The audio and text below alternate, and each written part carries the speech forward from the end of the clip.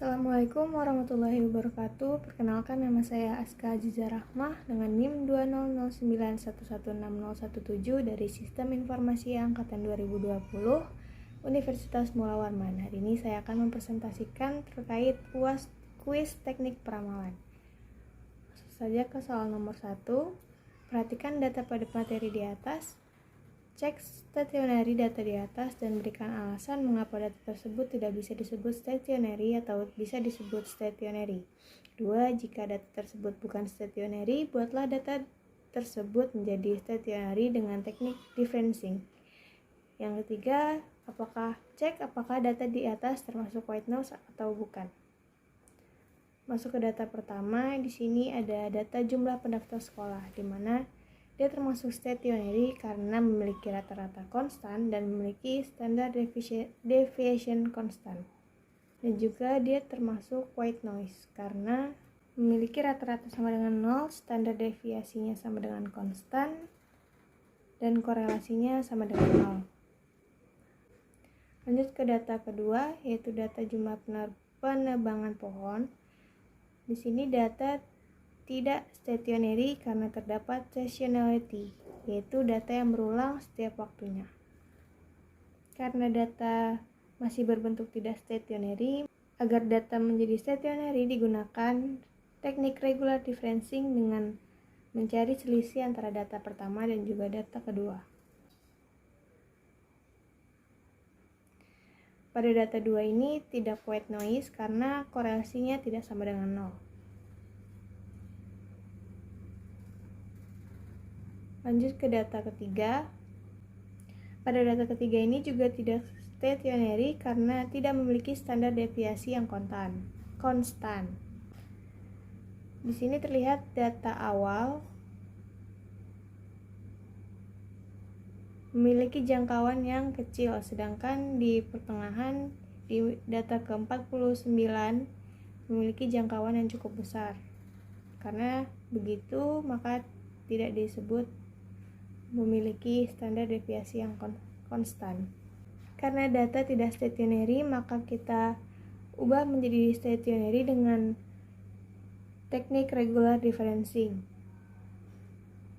Data menjadi seperti ini, di mana data tidak white noise karena standar deviasinya juga tidak konstan. Lanjut ke data keempat. Pada data keempat ini termasuk data stationary karena memiliki rata-rata konstan dan memiliki standar deviation konstan. Dan data keempat ini tidak termasuk white noise karena rata-ratanya di atas 0.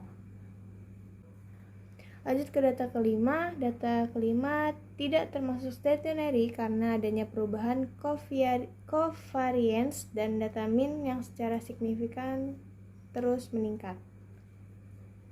Pada data ini akan kita ubah menjadi stationary dengan teknik regular differencing dan menjadi seperti ini.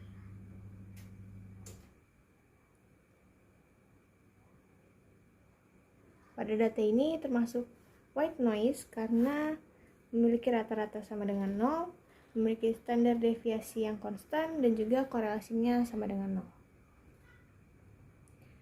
Lanjut ke soal nomor 2. Mengapa ARIMA tidak perlu menggunakan data stationary?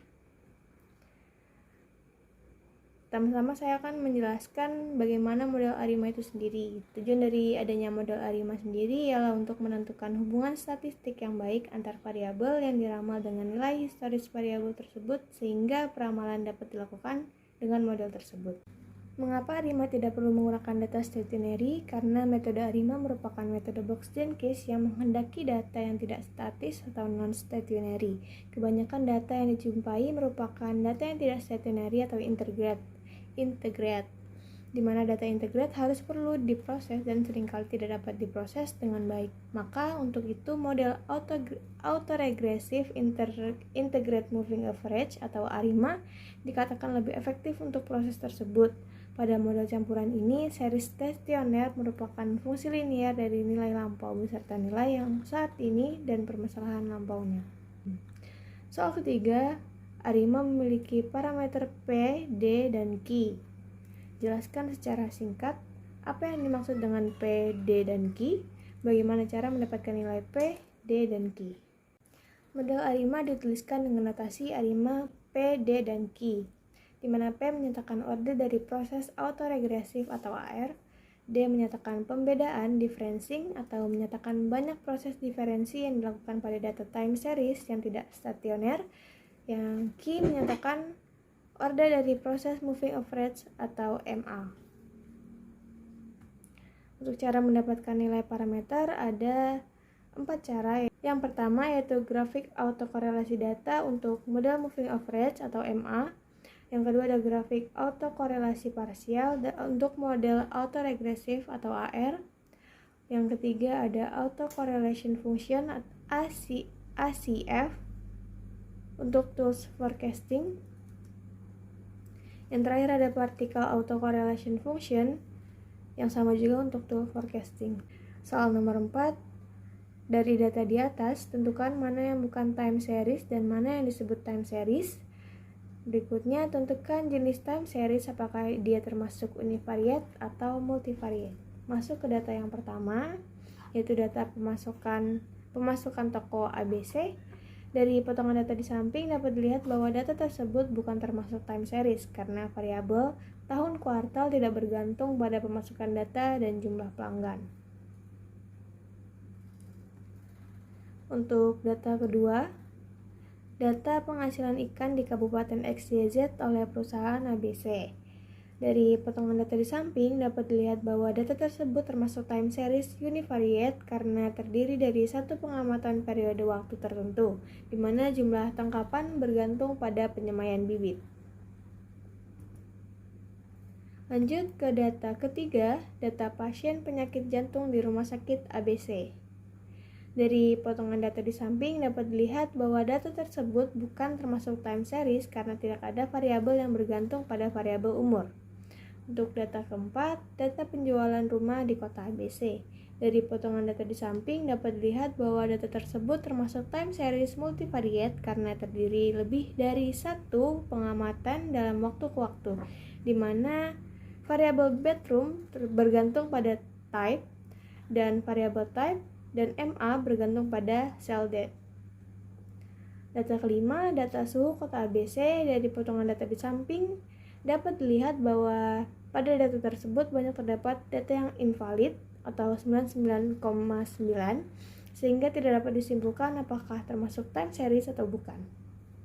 Dan data yang terakhir yaitu data ke-6, data penjualan alkohol. Dari potongan data di samping ini dapat dilihat bahwa data tersebut termasuk time series univariate karena terdiri dari satu pengamatan periode waktu tertentu, di mana data penjualan alkohol dalam satuan dolar pada bulan Januari dan Februari selalu menurun dan selalu meningkat pada bulan Desember.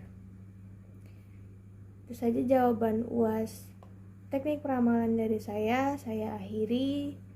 Sekiranya mohon maaf. Wassalamualaikum warahmatullahi wabarakatuh.